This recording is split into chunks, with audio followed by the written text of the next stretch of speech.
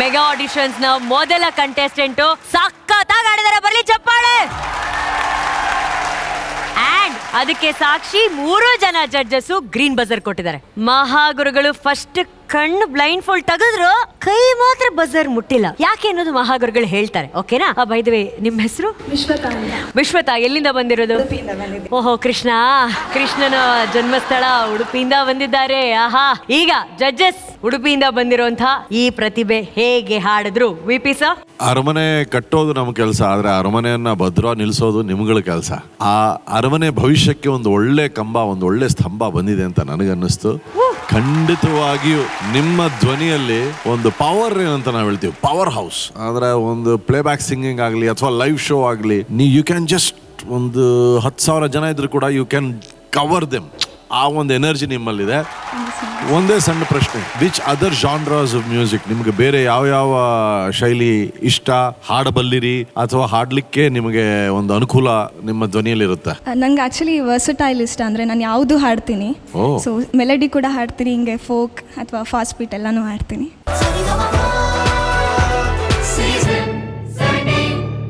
ಏನ್ ನಿಮ್ ಹೆಸರು?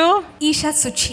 ಈಶಾ ಸುಚಿ. ಎಲ್ಲಿಂದ ಬಂದಿರೋದು ನೀವು? ಮೈಸೂರಿಂದ ಬಂದಿರೋದು. ಮೈಸೂರಿಂದ ಬಂದಿದ್ದಾರಂತೆ. ವಿಪ್ಪಿ ಸರ್. ಈಶಾ ಸುಚಿ ಅವರೇ, ಸರ್, ನೀವು ಒಂದು ಅದ್ಭುತವಾದಂತಹ ಕಲಾವಿದೆ. ಇವತ್ತು ಸರಿಗಮಪಕ್ಕೆ ಬಂದಿದ್ದೀರಾ ಅಂತ ನನಗನ್ಸುತ್ತೆ. ಕೆಲವು ಕಡೆ ನಿಮ್ದು ಹಾಡಿನ ಮೇಲೆ ಹಿಡಿತ ಕಮ್ಮಿ ಆಯ್ತು. ಯಾಕೆಂದ್ರೆ when you want prove something ಎಲ್ಲೆಲ್ಲೋ ಹೋಗ್ಬಿಡುತ್ತದು. ಸೊ ಪ್ರಮಾಣ ಅನ್ನೋದು ಬಹಳ ದೊಡ್ಡ ವಿಷಯ. ಪ್ರಮಾಣವನ್ನ ನೀವು ಕಾಪಾಡಿಕೊಂಡ್ರೆ, ಪ್ರಮಾಣ ಮಾಡಿ ಹೇಳ್ತೀನಿ, ನೀವು ಈ ಸ್ಪರ್ಧೆಯಲ್ಲಿ ಗೆಲ್ತೀರಾ. All the very best Isha Suchi ಅವರೇ. ನೋಡೋಣ, ಮಹಾಗುರುಗಳ ತೀರ್ಮಾನದ ಮೇಲೆ ನಿಮ್ಮ ಸ್ಪರ್ಧೆಯ ಮುಂದಿನ ಪಯಣ ನಿರ್ಧಾರವಾಗುತ್ತೆ. But so far I really like your singing.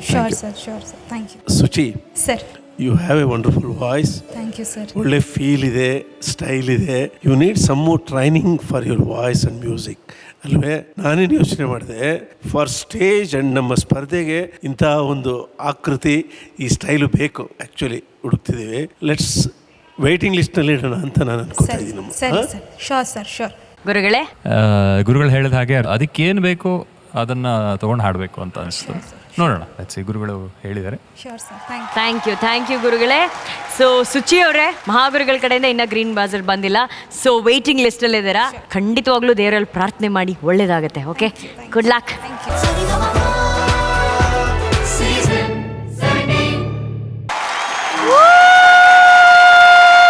Congratulation. ಇದೇ ಮೊದಲ ಬಾರಿಗೆ 4 ತೀರ್ಪುಗಾರರು ಗ್ರೀನ್ ಬಜರ್ ಕೊಟ್ಟಿದ್ದಾರೆ. ಅಂಡ್ ನೀವು ಆಯ್ಕೆ ಆಗಿದ್ದೀರಾ ಸರಿಗಮಪ ಸೀಸನ್ 17 ಕಾರ್ಯಕ್ರಮಕ್ಕೆ.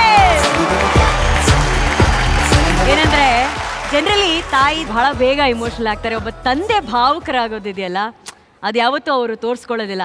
ಆದರೆ ಇವತ್ತು ಆ ತಂದೆ ತುಟಿ ಅಂಚಲ್ಲಿ ಆ ಭಾವನೆಗಳನ್ನು ತಡೆ ಹಿಡ್ಕೊಂಡು, ಬಿಗಿ ಹಿಡ್ಕೊಂಡು, ಹೆಮ್ಮೆಲೆ ಒಂದು ಪ್ರೌಡ್ ತಂದೆಯಾಗಿ ಅಲ್ಲಿ ನಿಂತಿದ್ದಾರಲ್ಲ, ಅವ್ರಿಗೊಂದು ದೊಡ್ಡ ಚಪ್ಪಾಳೆ ಬರಬೇಕು ಈ ತಂದೆ ತಾಯಿಗೆ, ಪ್ಲೀಸ್. ಸರ್, ಈ ಕ್ಷಣ ಕಣ್ಣಂಚಲ್ಲಿ ನಂಗೆ ಗೊತ್ತು ನಿಮಗೆ ನೀರಿದೆ, ನೀವು ಅದನ್ನು ತಡೆದಿಟ್ಕೋತಾ ಇದ್ದೀರಾ. ಎಷ್ಟು ಹೆಮ್ಮೆ ಅನಿಸ್ತದೆ. ನೀವು ಹೇಳ್ದಂಗೆ ನಿಜವಾಗ್ಲೂ ತುಂಬ ಭಾವುಕ ಆಗ್ಬಿಟ್ಟಿದ್ದೀನಿ. ಯಾಕೆ ಅಂದರೆ ಅವನಿಗಿದು 5ನೇ ಅಟೆಂಪ್ಟ್ ಆ್ಯಕ್ಚುಲಿ ಸರಿಗಮಪನಲ್ಲಿ. ಲಾಸ್ಟ್ ಟೈಮ್ ತುಂಬ ಹತ್ತಿರ ಬಂದ್ಬಿಟ್ಟು ಅವನು ನಿರ್ಗಮಿಸ್ಬೇಕಾಯ್ತು. ಹಾಗಾಗಿ ಅದು ತುಂಬ ನೋವಿತ್ತು. ಲಾಸ್ಟ್ ತುಂಬ ಎಫರ್ಟ್ ಹಾಕಿದ್ದ. ಈ ಸತಿನೂ ತುಂಬ ಎಫರ್ಟ್ ಹಾಕಿದ್ದಾನೆ. ಆದರೆ ಈ ಸತಿ ಜಡ್ಜ್ಗಳು ಅವನನ್ನು ಸೆಲೆಕ್ಟ್ ಮಾಡಿದ್ದು ಭಾಳ ಖುಷಿ ಆಯಿತು. ಇದು ಏನಿದ್ರು ಗುರುಗಳ ಆಶೀರ್ವಾದ ಅಂತಲೇ ಹೇಳ್ತೀನಿ. ಸರ್, ನಂಗೆ ಏನಂದ್ರೆ ಅವನ 5 ಅಟೆಂಪ್ಟ್ಗಳು ಇಂಪಾರ್ಟೆಂಟ್ ಆಗಿಲ್ಲ ಸರ್. 50 ಸೆಕೆಂಡ್ ಒಳಗಡೆ 4 ತೀರ್ಪುಗಾರರ ಕಣ್ಪಟ್ಟಿ ತರಿಸಿದನಲ್ಲ ನಿಮ್ಮ ಮಗ, ಅದು ಸರ್ ನಿಜವಾದ ಗೆಲುವು. ಎಲ್ಲ ಗುರುಗಳ ಆಶೀರ್ವಾದ ಅಲ್ವಾ ಅಮ್ಮ?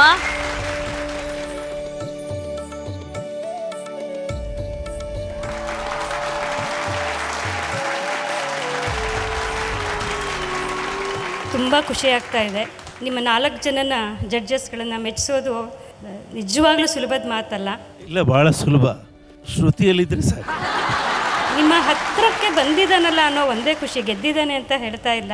ನಿಮ್ಮೆಲ್ಲರ ಆಶೀರ್ವಾದ ಅವನ ಮೇಲೆ ಯಾವಾಗಲೂ ಹೀಗೆ ಇರಲಿ ಅಂತ ನಾನು ಕೇಳ್ಕೊತೀನಿ ಅಷ್ಟೇ. So sweet. ಅಲ್ಲ, ಈ ಸಂತೋಷದಲ್ಲಿ ಒಂದು ಬಹಳ ಮುಖ್ಯವಾದ ವಿಚಾರ ಮರ್ತ್ಬಿಟ್ವಿ. ಕಂದ, ನಿನ್ನ ಹೆಸರೇನಪ್ಪ? ಶ್ರೀನಿಧಿ ಜಿ ಶಾಸ್ತ್ರಿ. ಶ್ರೀನಿಧಿ ಜಿ ಶಾಸ್ತ್ರಿ. ಯಾವ ಊರು? ಬೆಂಗಳೂರು. ಬೆಂಗಳೂರು. ವಿಪಿ ಸರ್, ನಿಮಗೆ ನೆನಪಿದೆಯಾ ಸೀಸನ್ 14 ಟಾಪ್ 30 ಬಂದಿದ್ರು, ಹಾಡಿದ್ರು ಕೂಡ. ಅವಾಗ ನೀವೊಂದು ಮಾತು ಹೇಳಿದ್ರಿ ವಿ ಪಿ ಸರ್, ಗಂಟ್ಲು ಈಗ ಸರಿಯಾಗೋ ಟೈಮು, ಆ ಸರಿ ಮಾಡ್ಕೊಂಬಿಟ್ರೆ ನೀನು ಸರಿ ಆದಮೇಲೆ ಮತ್ತೆ ಪ್ರಯತ್ನ ಪಡು, ಖಂಡಿತವಾಗ್ಲೂ ಒಳಗಡೆ ಬರ್ತೀಯ ಅಂತ ನೀವು ಅವತ್ತು ಹೇಳಿದ್ರಿ. ಅದನ್ನು ಇವತ್ತು ಅವ್ನು ಪಾಲಿಸಿದಾನೆ ಸರ್. ಏನು ಹೇಳಕ್ಕೆ ಇಷ್ಟಪಡ್ತೀರಾ? ಹಲವಾರು ವಿಷಯಗಳನ್ನು ಹೇಳಬೇಕು ಅನ್ನಿಸ್ತಾ ಇದೆ. ಬಹುಶಃ ಒಂದು 20 ಸೆಕೆಂಡ್ ಒಳಗೆ 4 ಜನ ಅವನನ್ನು ಸೆಲೆಕ್ಟ್ ಖಂಡಿತ ಮಾಡಿದ್ದಾರೆ. ಸರ್, ಹೌದು.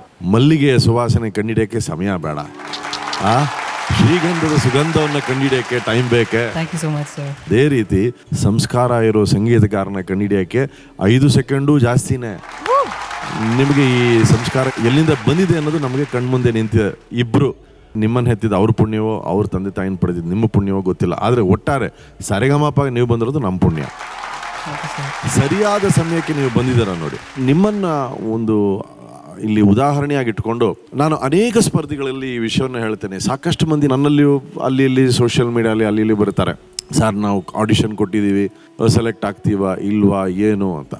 ಸರಿಯಾದ ಸಮಯದಲ್ಲಿ ಸಾರೆಗಮಪ ಒಳಗೆ ಬಂದೇ ಬರ್ತೀರ.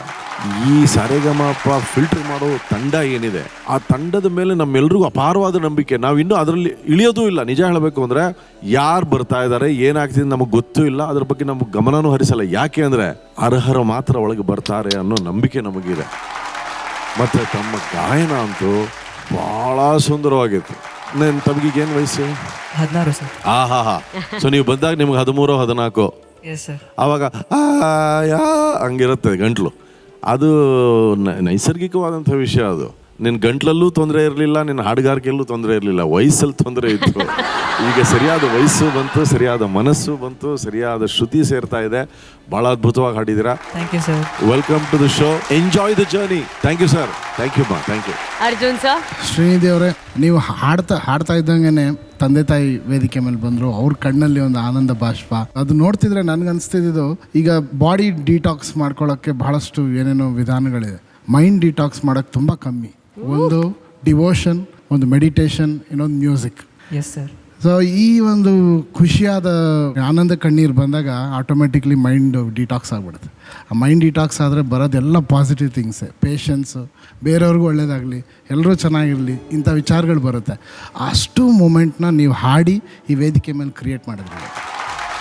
ಎಲ್ಲ ಥರ ಎಮೋಷನ್ಸು ಕಾಣ್ತಿತ್ತು, ಅಷ್ಟು ಪಾಸಿಟಿವ್ ಆಗಿ ಕಾಣ್ತಿತ್ತು. God bless you. ಭಾಳ ಚೆನ್ನಾಗಿ ಆಡಿದ್ರಿ. ಇದಕ್ಕೆ ಹಿಂದೆ ಟ್ರೈ ಮಾಡಿದ್ರಿ ಅಂತ ಹೇಳಿ ಅದೇ ಹೇಳ್ತಾರೆ, ದೊಡ್ಡವ್ರು ಹೇಳ್ತಾರೆ, ತುಂಬ ಈಸಿಯಾಗಿ ಸಿಗೋದು ತುಂಬ ದಿನ ಇರೋದಿಲ್ಲಂತೆ, ಕಷ್ಟಪಟ್ಟು ಸಿಗೋದು ಯಾವತ್ತೂ ಹೋಗೋದಿಲ್ಲಂತೆ. ಅದು ಯಾವತ್ತೂ ನಿಮ್ಮ ಜೊತೆ. ಗುರುಗಳೇ, ಅದೇ ಇಂಗ್ಲೀಷಲ್ಲಿ ಟಿಪ್ ಆಫ್ ದಿ ಐಸ್ಬರ್ಗ್ ಅಂತ ಹೇಳ್ತಾರೆ. ನನಗನ್ನಿಸ್ತು Srinidhi is the tip of his own iceberg ಅಂತ. ಯಾಕೆಂದರೆ ಫಸ್ಟು ಬರೀ ಇಷ್ಟೇ ಕಾಣುತ್ತೆ, but under it there is that huge ಒಂಥರ ಅಷ್ಟು ಪ್ಯಾಕಿಂಗ್ ಇರುತ್ತೆ. ಸೊ ಬಹುಶಃ ಈ 20 ಸೆಕೆಂಡ್ಸ್ ಒಳಗಡೆ 10 ಸೆಕೆಂಡ್ಸ್ ಅಂತ ಏನು ಅನಿಸುತ್ತೆ, ಅದ್ರ ಹಿಂದೆ ಬಹುಶಃ 10 years ಆಫ್ ಎಫರ್ಟ್ ಇದೆ. ಆ 10 years ಎಫರ್ಟ್ ಇದ್ದಿದ್ದರಿಂದನೇ ಇಲ್ಲಿ 10 ಸೆಕೆಂಡ್ಸಲ್ಲಿ ಸಾಧ್ಯ ಆಯಿತು ಅಂತ ಅನಿಸುತ್ತೆ. ಇಂತಹ ಕಂಠಗಳು, ಗಾಯಕರು ಸಿಕ್ಕಿದಾಗ ನಮಗೂ ಖುಷಿಯಾಗುತ್ತೆ to give whatever we know as advice. ಮಹಾಗುರುಗಳು ಇನ್ ಇಸ್ ಓನ್ ವೇ, ನಾವು ಏನಾದ್ರು ಹೇಳೋದಕ್ಕೆ ಬಹಳ ವಿಷಯಗಳಿರುತ್ತೆ. ಸೊ ಅಲ್ಲಿ ಒಂದು ತಯಾರಿ ಇದ್ದಾಗ ನಮಗೂ ಹೇಳೋಕ್ಕೂ ಖುಷಿ ಇರುತ್ತೆ. So welcome to the show. Thank you sir. Let's see what we can do with you.